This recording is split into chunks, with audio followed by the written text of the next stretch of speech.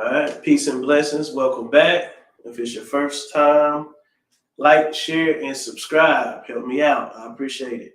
Um, I won't say part two, but I am going to be kind of picking up on the previous lesson for anybody that just watched the other one earlier, in which I was talking about.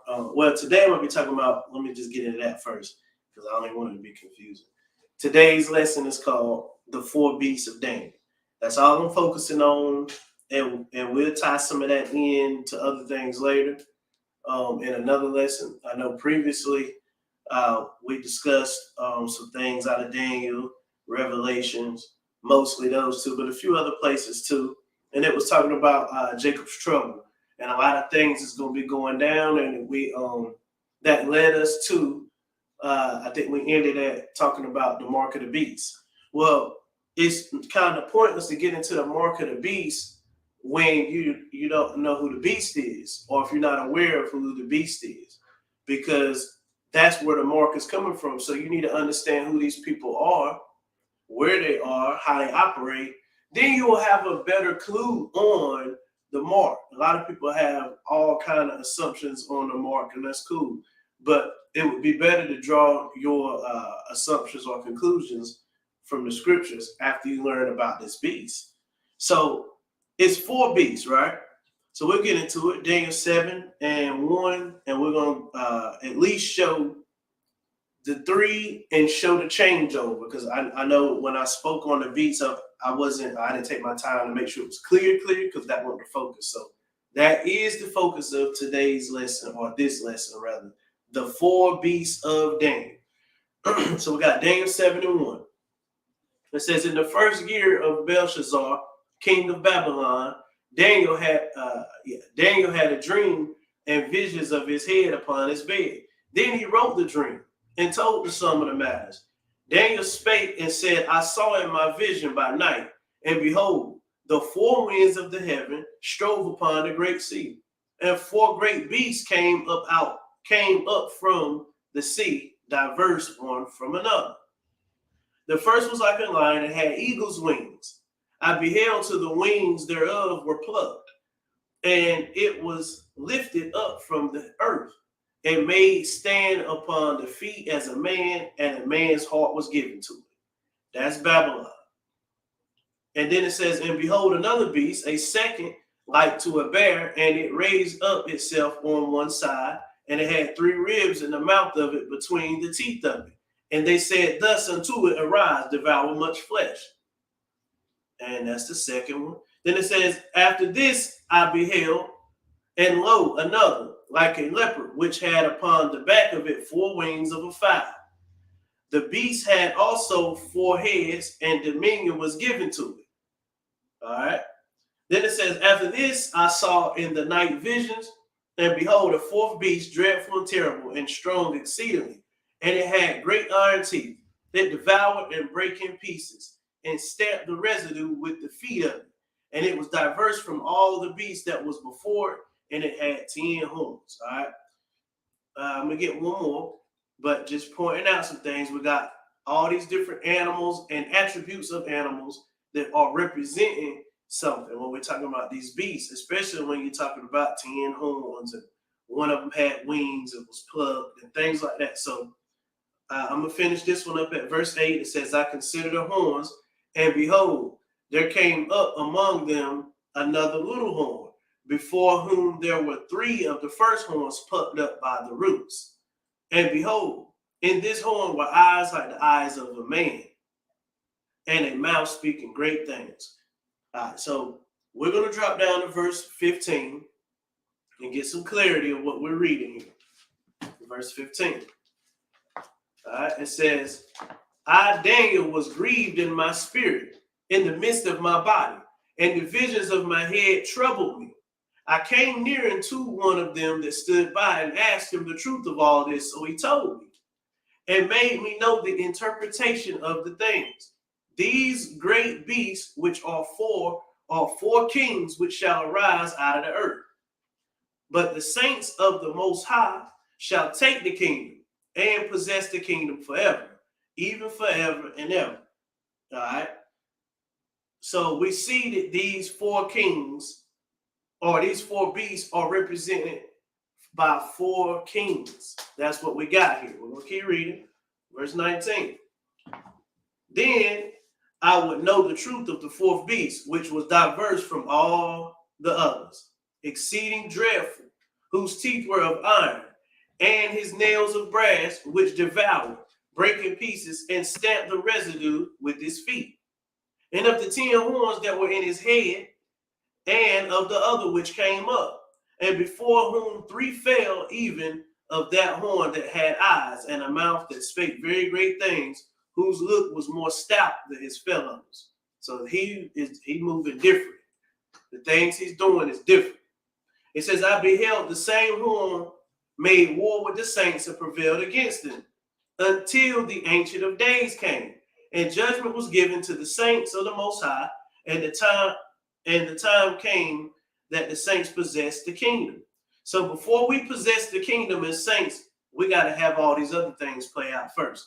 So don't think that you just get ready to be raptured off and carried somewhere. We got to see some things take place. Verse 23. Thus he said, the fourth beast shall be the fourth kingdom upon the earth, which shall be diverse from all kingdoms, and shall devour the whole earth, and shall tread it down and break it in pieces. And the 10 horns out of this kingdom are 10 kings that shall arise, and another shall arise after them, and shall be diverse from the first, and he shall subdue 3 kings. So you see that you're gonna have a fourth beast, which is the fourth kingdom, right? He's gonna be different. He's gonna take over everything. If it say devour the earth, he's gonna be a world ruler, which is what they're trying to give you now. Then it says, and the 10 horns out of this kingdom. So the same kingdom that's represented as the fourth beast also has these 10 horns coming out of the kingdom, meaning all of them have came together to be one beast, divided up into at least 10 empires, with one particular person ruling from the looks of what we can read. Then it says, and another shall rise after them. So it will be that little horn, and that's the one that's going to take over. I believe that that's going to be, that right there will be when the so-called Antichrist, false prophet, whatever you want to call it, is going to come into power fully. Verse 25, and he shall speak great words against the Most High, and shall wear out the saints of the Most High, and think to change times and laws. And they shall be given into his hand until a time and times and the dividing of time. There's the 3.5 years that this is going to take place. So a lot of things are going to take place before he gets, when I say he, that little horn, before that little horn gets in and takes over. You see the other 10 horns was there first. So just like right now, you have these 10 horns possibly coming together, but that is not the start of the 3.5 years. The start of the 3.5 years, or the time, and dividing the times, sounds like to me it comes in when the little horn comes in and takes over. Let's continue. Let's get Daniel 1:1 so we can get the first beast. Now we got the dream, so let's go ahead and see, can we get these beasts and understand where we're at today and what's going on. Daniel 1:1-4. This is the first beast, the Babylonian Empire. It says, in the 3rd year of the reign of Jehoiakim, king of Judah, came Nebuchadnezzar, king of Babylon, into Jerusalem and besieged it. And the Lord gave Jehoiakim, king of Judah, into his hand, which with part of the vessels of the house of God, which he carried into the land of Shinar, to the house of his God. And he brought the vessels into the treasure house of his God. So the Israelites was ruling. This sounds like to me, this must have been their last king, Jehoiakim, until the Christ returned. And it said that this king of Babylon, so that's the first beast, he overtook it. He overtook their kingdom. All right, verse 3. And the king spake to Ashpenaz, the master of the eunuchs, that he should bring certain of the children of Israel, and of the king's seed, and of the princes, children in whom was no blemish, but well favored, and skillful in all wisdom, and cunning and knowledge, and understanding science, and such as had ability in them to stand in the king's palace, and whom they might teach the learning and the tongue of the Chaldeans. So he said, listen, bring us in some people who are wise, intelligent, people who can learn the language and we can trust, and we'll make them overseers of their own people as long as they listen to us. So they was taking one kingdom out and upgrading the kingdom that they already had by taking all their stuff and their people. We're going to keep going. That's the first beast, though. We do see that, right? Because before the first beast, we just read, it was Jehoiakim, king of Judah. So Judah still had a king, right? They were still in their land doing their thing. But here comes Nebuchadnezzar, and he took them out. So this brings in the very first beast. Now we're going to get to the second one. Let's get Daniel 2 and 1. We're going to do 1 through 5. So now we're headed into the second beast. Daniel chapter 2, verse 1. And in the second year of the reign of Nebuchadnezzar, Nebuchadnezzar dreamed dreams wherewith his spirit was troubled, and his sleep brake from him. So that must have been bad. He woke up, bad dream. Then it says, then the king commanded to call the magicians and the astrologers and the sorcerers and the Chaldeans for to show the king his dreams. So they came and stood before the king. And the king said unto them, I have dreamed a dream, and my spirit was troubled to know the dream. Then spake the Chaldeans to the king of Syria, O king, live forever. Tell thy servants the dream, and we will show the interpretation. The king answered and said to the Chaldeans, the thing has gone from me. If you would not make known unto me the dream with the interpretation thereof, ye shall be cut in pieces, and your houses shall be made a dunghill. So he told him, look, yeah, I forgot the dream, but y'all supposed to be sorcerers and astrologers and magicians. Y'all supposed to be able to give me my answer regardless. And you're going to give me my answer or you're going to die. That's basically what he told him. So let's go down to 31. Once we go down to 31, we'll get a little bit more understanding. It says, thou, O king, sawest and behold a great image. Now, this is Daniel giving interpretation. Thou, O king, sawest and behold a great image. This great image, whose brightness was excellent, stood before thee, and the form thereof was terrible. This image's head was of fine gold, Babylon, his breast and arms of silver, Medo, Persia, his belly and thighs of brass. Excuse me. Y'all see that? Let's point out something. It says the image's head, that's one thing, right? Your head was gold, Babylon. But then when you get to the breast and arms, that's two different body parts working together, right? Medo, Persia, or the Medes and the Persians. Then it says his belly and his thighs. That's two more. But then we always stop at Greece. But this is the Greece and Rome. The Greco-Roman Empire basically merged together to continue from one and go into the other. But it's the same people doing the same thing. Even if you felt like it wasn't the same people, because there is some research that some people use to say they're not. They still had basically all the same customs, the same gods. They basically were neighbors and learned from each other. So this is the same kingdom. They weren't fighting against each other, at least at this time. This is why you have two different body parts, but they're working together. Just like the Medes and the Persians, you have the Greeks and the Romans. And when we see that whenever we see the breast and arms of silver, and then his belly and his thighs of brass. Then we move on to a fourth part, his legs of iron. But out of that fourth part, watch this, his feet. Now we get to another body part. So it sounds like somebody's going to be trying to work with them. But it says his feet, part of iron. See, it's still iron. Iron and iron, but it's going legs and feet working together. But it's part iron and part clay because they couldn't make it work. Thou sawest till that a stone was cut out without hands, which smote the image upon his feet, that were of iron and clay, and break them to pieces. All right, y'all see that? So I got one more, but before I get that, I just want to make sure we see this image went from the head to the toe. And then once we got from head to toe, then came the destruction of this image, or the destruction of all of these people that's coming together. So When we go through these kings, we're going through one kingdom to another, to another, to another, right? For a beast. But when we're looking at his dream, this destruction didn't happen to each one. The destruction from God came to destroy with that stone cut out that we read, the whole image. It hit the piece, it hit the toes, but it was connected still. So whenever we see a kingdom go from one kingdom to another kingdom, that's man taking out man.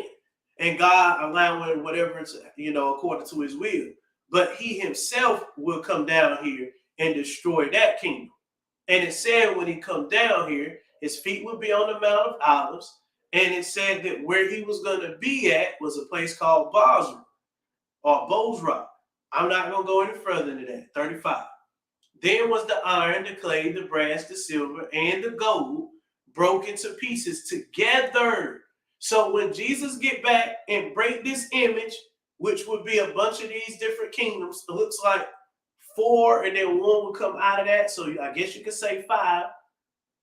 They will be together. Nobody's really saying this, but this is what it is. Then was the iron, the clay, the brass, the silver, and the gold. That's the whole image. Broken to pieces together. It became like the shaft of the summer threshing floors, and the wind carried them away, that no place was found for them. And the stone that smote the image became a great mountain and filled the whole earth. Let's continue. Let's get Daniel 5, because we are still in the first beast. I just wanted to show you the dream that he was given that would happen to all of them individually and then collectively, because when we get to Revelation 13, we're going to see all these beasts coming back together. I did that in the previous lesson I mentioned, and I'll do it in another one, but it won't be in this one. But we do have Daniel 5, right? Daniel 5 and 1. Now I said I can't put everything in here. I'd be here all day. Like Daniel 5 and 1. Belshazzar the king made a great feast to 1,000 of his lords, and drank wine before the 1,000. Belshazzar, whilst he tasted the wine, commanded to bring the golden and silver vessels which his father Nebuchadnezzar had taken out the temple which was in Jerusalem. Y'all remember that? See, Belshazzar is the son of Nebuchadnezzar. Nebuchadnezzar is the representation of the first beast under the Babylonian Empire. That king is who took out Jehoiakim, king of Judah. And remember, it said he took the silver and gold, but he put it up into, like a storehouse for his gods or whatever. So Belshazzar says, listen, while he was tasting the wine, he told him, look, bring me the gold and silver that we took from the Israelites. And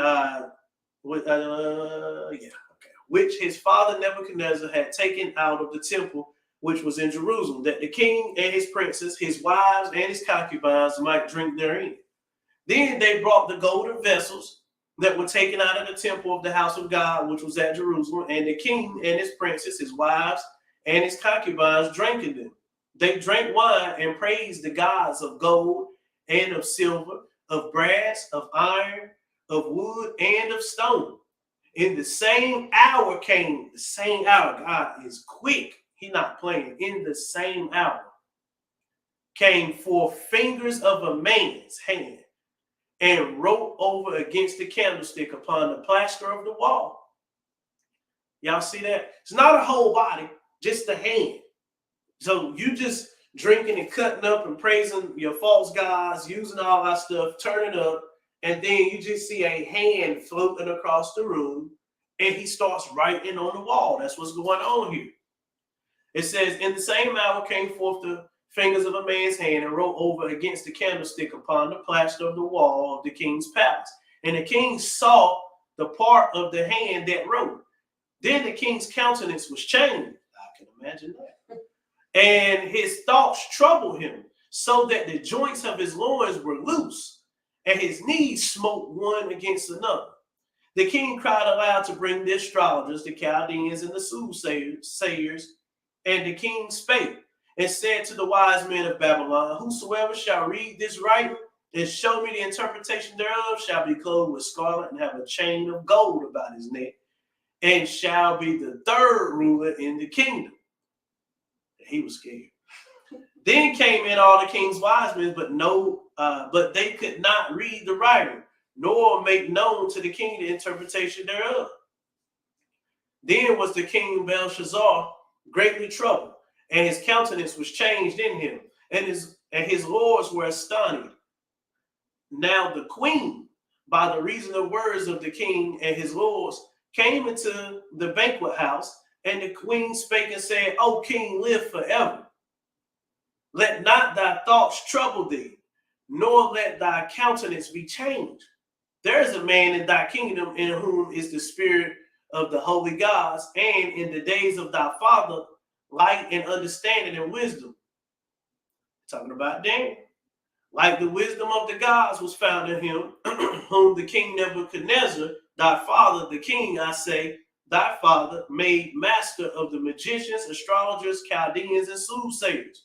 For as much as an excellent spirit and knowledge and understanding, interpreting of dreams, and showing of hard sentences, and dissolving of doubts were found in the same Daniel. He didn't play. Whom the king named Belshazzar. Now let Daniel be called, and he will show the interpretation. So she calmed him down, told him he gonna live forever. We're gonna see that was a lie. Same night. It's crazy. Verse 13. Then was Daniel brought in before the king, and the king spake and said unto Daniel, Art thou that Daniel, which are of the children of the captivity of Judah, whom the king my father brought out of Jewry? I have even heard of thee, that the spirit of the gods is in thee, and that light and understanding and excellent wisdom is found in thee. And now the wise men, the astrologers, have been brought in before me, that they should read this writing and make known unto me the interpretation thereof.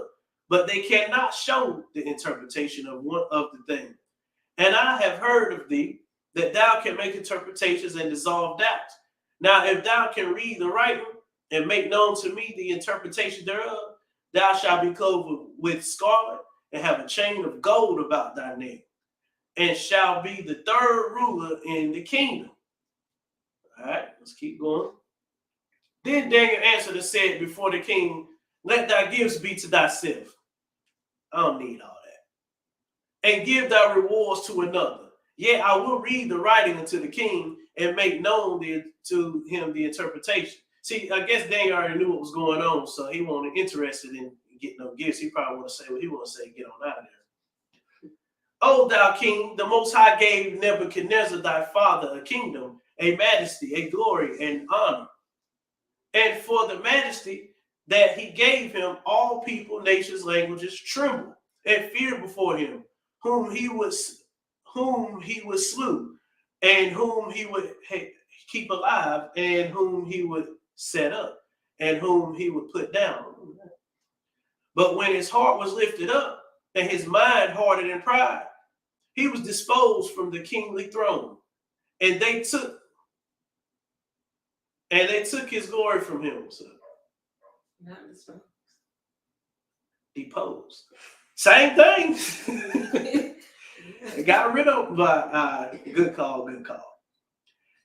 And he was driven from the sons of men, and his heart was made like the beast, and his dwelling was with the wild asses. That's a different story to go read. They fed him like grass. They fed him with grass like oxen, and his body was wet with the dew of heaven, till he knew that the Most High God ruled in the kingdom of men, and that he appointed over him whosoever he will. See, that's why you don't play with the Lord. This man out here acting like he an animal, eating grass and grazing on it with the dew on the bottom of his stomach out there with the cows. That's tough. That is tough. Verse 22. And thou, his son Belshazzar, has not humbled thine heart, though thou knewest all this. So you know all this, Belshazzar. You seen what your pops went through. And you was like, I'm just going to do me, right? That's what people do today. Verse 23. But has lifted up thyself against the Lord of heaven, and they have brought the vessels of his house before thee. And thou and thy lords, thy wives, and thy concubines have drunk wine in them. And thou hast praised the gods of silver and gold, of brass, iron, wood, and stone, which see not, nor hear, nor know. And the God, he hot, he mad. And the God in whose hand thy breath is, And whose are all thy ways hast thou not glorified? See, it's not just the fact that he went after his gods and turned away, but he still left the Most High behind and didn't glorify him. So here comes the interpretation. Let's go. Then was the part of the hand sent from him. So who sent that hand that was right on the wall? The Most High.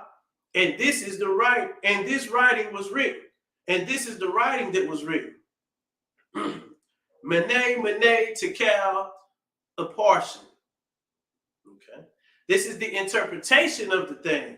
Mene, God has numbered thy kingdom and finished it. And he said that twice because this Mene. So he was serious. You done, you done. Tekel, thou art weighted in the balances and are found wanting.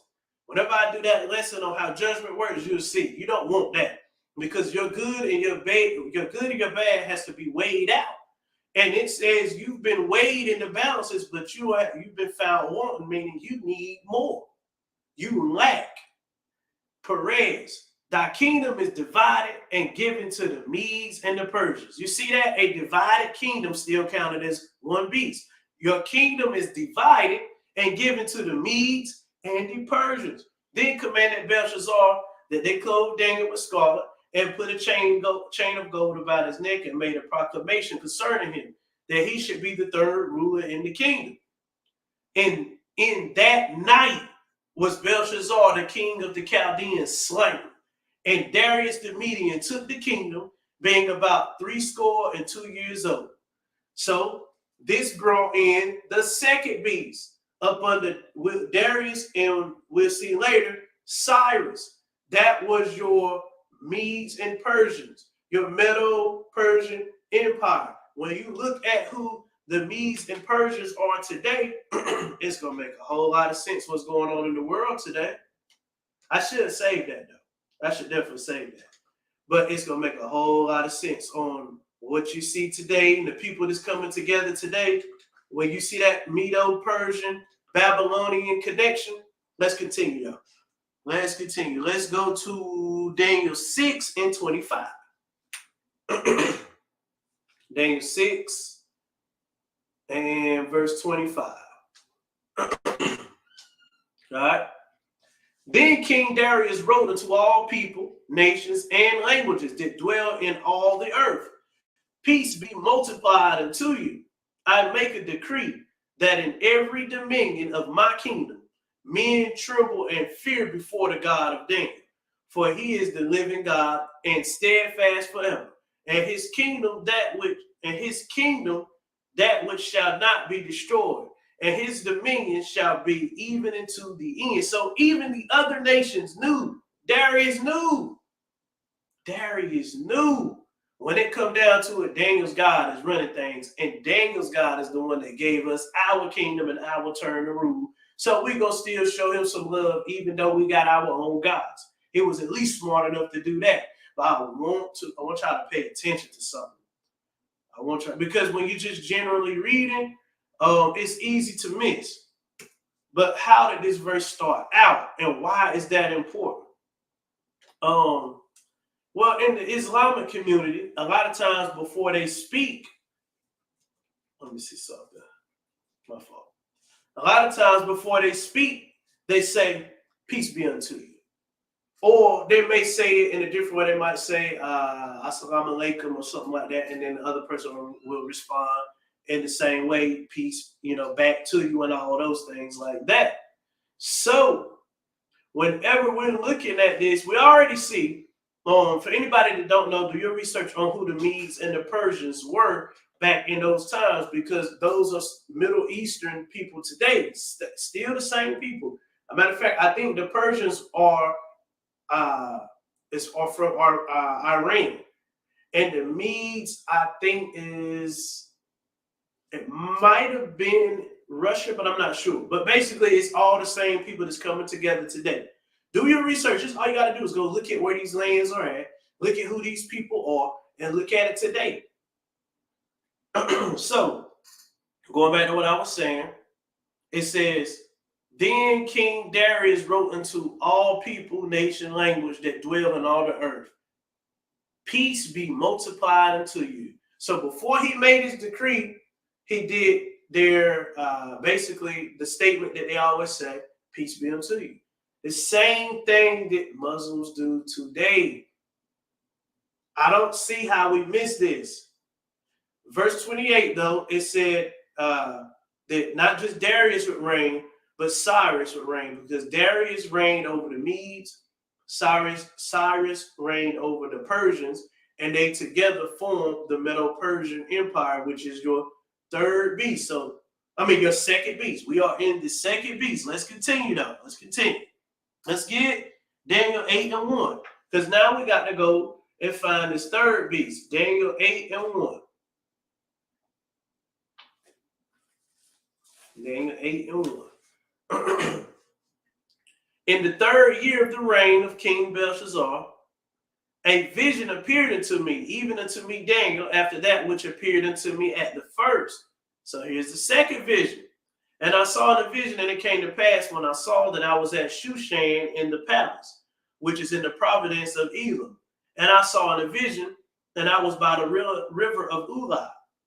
Then I lifted up mine eyes and saw, and behold, there stood before the river a ram, which had two horns. And the two horns are high, but one was higher than the other. And the higher came up last. So you got this ram with the two horns, right? One higher than the other. The ram is representing your Medo-Persian Empire. Why is it two horns? Because one is for the Medes, one is for the Persians. Let's continue. Verse 4. And I saw the ram pushing westward and northward and southward. Why he didn't push east? Well, if you know the location of where they at, it ain't really much east over there left to go. So they're going to go north, and they're going to go south, and they're going to go west. It just makes sense if we just do a little bit of studying, right? So it says, so that no beast might stand before him, neither was there any that could deliver out of his hand. But he did according to his will and became great. And as I was considering, behold, an he-goat came from the west of the face. It says from the west now, on the face of the whole earth, and touched not the ground. Now he going fast. That means out of nowhere. And the goat had a notable horn between his eyes. And he came to the ram that had the two horns, which I had seen standing before the river, and ran unto him in the fury of his power. So you got this one he-goat with a horn, but he's running so fast it don't even look like his feet touching the ground. And in all that power, he hits the ram that has two horns. So what do we have here? We have the Grecian Empire, or I say Greco-Roman Empire because it starts with Grecians and then switches over, but it's the same beast. They coming in to take out Darius, Cyrus, and the other guys' names that I'm not going to try to pronounce. But the rulers of the second beast, which is the Medo-Persian Empire. So now we have this empire here being established as the Grecian Empire and and the he-goat. But we're going to continue. Verse 7, and I saw him come closer to the ram, and he was moved with choler against him, and smote the ram, and brake his two horns, and there was no power in the ram to stand before him. But he cast him down to the ground and stamped on him, and there was none that could deliver the ram out of his hand. So it's over for the second beast. Now we got the third. It says, therefore the he-goat waxed very great, and when he was strong, the great horn was broken. So we'll get into that. The great horn was broken, and it came up four notable ones towards the four winds of heaven. So it says while he was strong, right? Because he was still young and in his prime, but he died. This very person that we're talking about through history is revealed as Alexander the Great. Now, Alexander the Great, and he was taken out, but he wasn't taken out by the people. The Most High just let him die. So what happened was It said four notable ones toward the four winds of heaven. That's who came up in his spot. So his kingdom stayed. It was just split into four people. It was like Ptolemy, Seleucid. It's a few. It's four. Just look it up. You can. That's easy to find too. That's easy to find. So let's continue. Daniel 11:1. We'll get just a little bit more clarification on this third beast. We're in the third beast that was started by Alexander the Great. And as he died, it was split into four. Now, let's continue. Daniel 11:1. Also, I, in the first year of Darius the Mede, even I stood to confirm and to strengthen him. And now will I show thee the truth. Behold, there shall stand up yet three kings in Persia. I told you it was a third. We said Darius, Cyrus, and the other one is like Artax, and then it gets real crazy. So look it up. But he's telling you here, the three kings in Persia, and the fourth shall be far richer than they all. And by his strength through his riches, he shall stir up all against the realm of Grecia. Okay, here we go. And a mighty king shall stand up that shall rule with great dominion and do according to his will. And when he shall stand up, his kingdom shall be broken. So now this king that stood up when they stirred things up with Grecia, Alexander the Great, he stood up and took over, which is what we just read in Daniel 8. Now we're getting just a little bit more detail.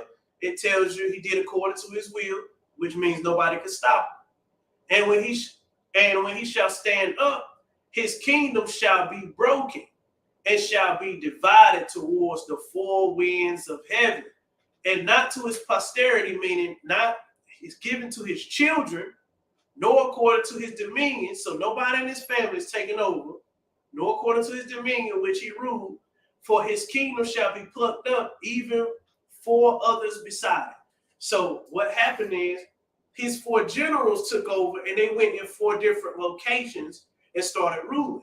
However, if you follow these generals, they actually took over the four, but I think two of them kind of took out the other two, and then it kind of formed into what we had, what became the Roman Empire under Augustus and Julius Caesar and all these people. I ain't finna go into all that. But that's what brought us to the empire that was ruling whenever Jesus was born. That's why I talked about Romans, but they spoke Greek. But they also had a ruler up under them in their empire, which was what? King Herod.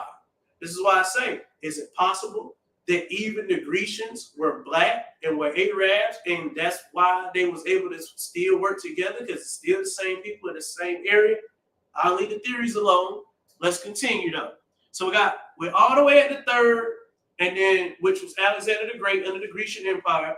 And then for a while, it just, because it split up, everybody kind of had a fight until it came to a head. But the people that came to the head were the Romans, and they adopted the practices of the Grecians, and even the same people to a degree. So this is why it's the Greco-Roman Empire, because it was Grecian, but it ended up crossing over into the Romans, which was in the days of Christ, which some people say is still ruling now. This is why the Pope has so much power. However, remember, there's still a fourth beast that's got to come up, and then out of that beast, a little horn representing a small kingdom for a short while will still extend out of these same people. Let's continue. Jeremiah 51:1. A lot of people say this right here is fulfilled, but we're going to look at it anyway, because we're going to show you fulfilled or not. What's going on, it definitely matters. Jeremiah 51:1. All right? It says, thus saith the Lord, behold, I will raise up against Babylon, and against them that dwell in the midst of them that rise up against me, and destroy and win, and will send unto Babylon fanners that shall fan her, and shall empty her land. For in the day of trouble there shall be against her round about. So they're going to be surrounded, right, in the day of trouble. But what is a fanner? A fanner is like what they use to kind of keep the fire going, basically. So when you got it, hold on, so whenever you got the fire going and all that, that's going to continue to burn down. That's why it's going to be left empty, because it's going to get everybody and everything out of it. Verse 3. It says, against him that bendeth, let that archer bend his bow, and against him that lifted him up in his brigading, and spared he not her young men, destroyed he utterly all her hosts. Thus the slain shall fall in the land of the Chaldeans, and they that are thrust through in her streets. For Israel has not been forsaken, nor Judah of his God, of the Lord of hosts, though their land was filled with sin against the Holy One of Israel. Flee out of the midst of Babylon, and deliver every man his soul, be not cut off in her iniquity. For this is the time of the Lord's vengeance. He will render unto her a recompense. So why do we think that already? This is talking about us being delivered. This is talking about get out of Babylon, because I'm finna destroy it and give them their recompense. They're going to pay for what they did, and it's going to burn up, and then y'all come back to the renewed Jerusalem. So why would it say get out of Babylon? Just in case any of us are living there. He's giving us a warning. This is something we've already seen happen. When you see Jerusalem surrounded with armies, flee, right? So now that we're looking at this, we're going to look at the next verse, and we're going to show the comparison. It says, verse 7, Babylon has been a golden cup in the Lord's hand that made all the earth drunken.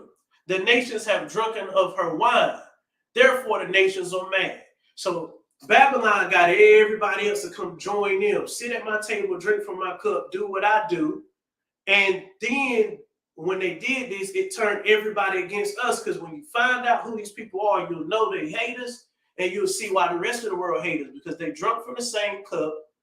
Now we're gonna get ready to wrap this up. Let's go to Revelation 17. What's your verses for Revelation 17? 1 through 7. Okay. Revelations 1 through 7. 17 and 1 through 7.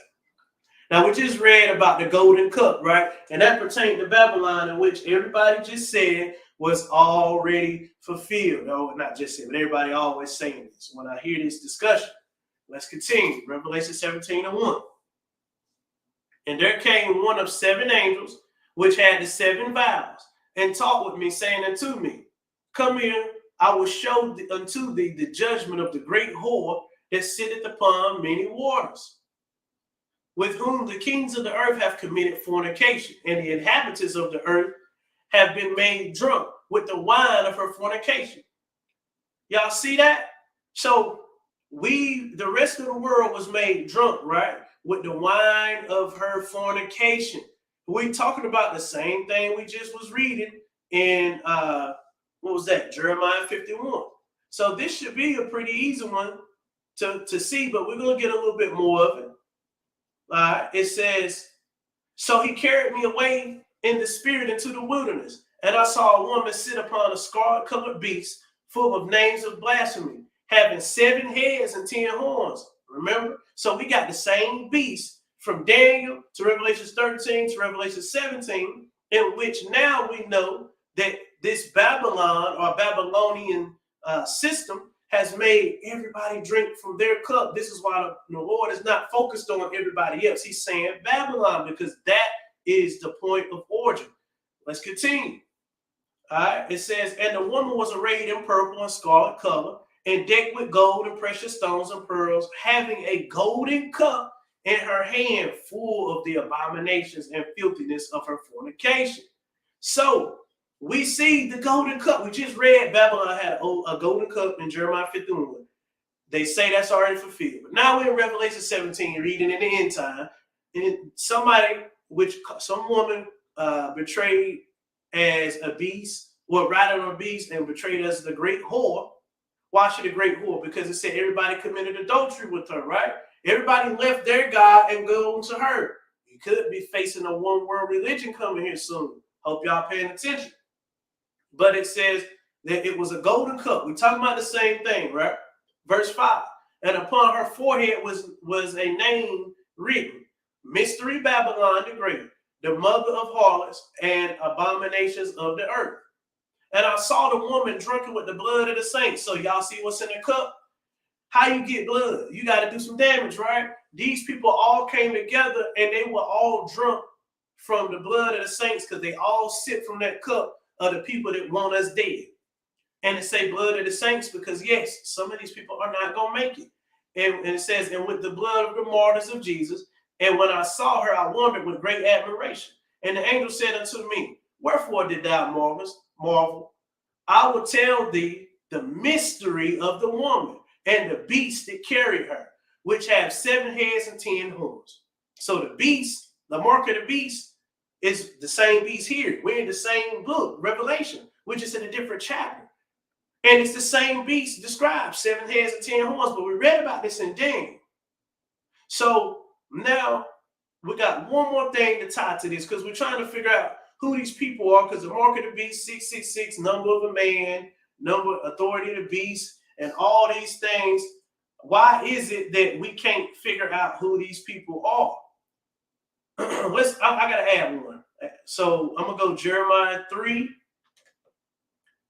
Let me see. And I'm going to start